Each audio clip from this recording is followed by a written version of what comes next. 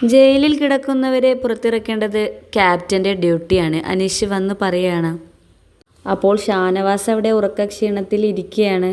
ഇന്നലെ എല്ലാവരും ലേറ്റായിട്ടാണ് കിടന്നത്. അതിൻ്റെയൊക്കെ ഉറക്കക്ഷീണമായിട്ട് അവിടെ ഇരിക്കുകയാണ്.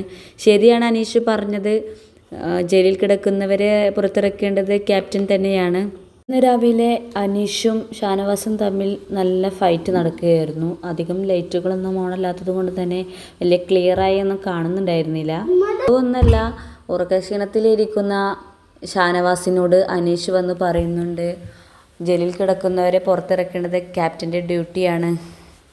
എന്നിട്ട് അനീഷും എടാ മരക്കഴുതേ എന്ന് വിളിക്കുന്നുണ്ട്.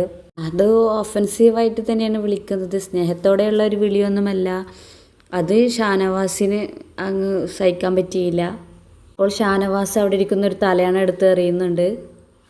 അതേപോലെ തിരിച്ച് അനീഷും തലയാണ കൊണ്ട് എറിഞ്ഞു. അപ്പോൾ ഷാനവാസ് വീണ്ടും എറിഞ്ഞു, അനീഷ് വീണ്ടും എറിഞ്ഞു.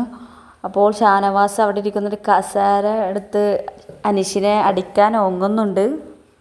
അങ്ങനെ ഒരു ഫൈറ്റ് ഇന്ന് രാവിലെ നടന്നിരുന്നു.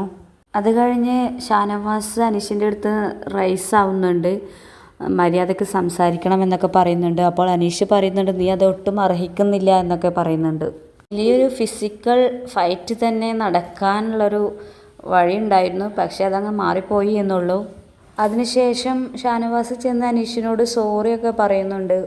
മരക്കഴുത എന്നൊന്നും ആരെയും വിളിക്കാൻ പാടില്ല, പക്ഷെ ഷാനവാസും മുൻപ് ഇതുപോലെ അനീഷിനെ പൊണ്ണൻ കഴുത എന്നൊക്കെ വിളിച്ചിരുന്നു.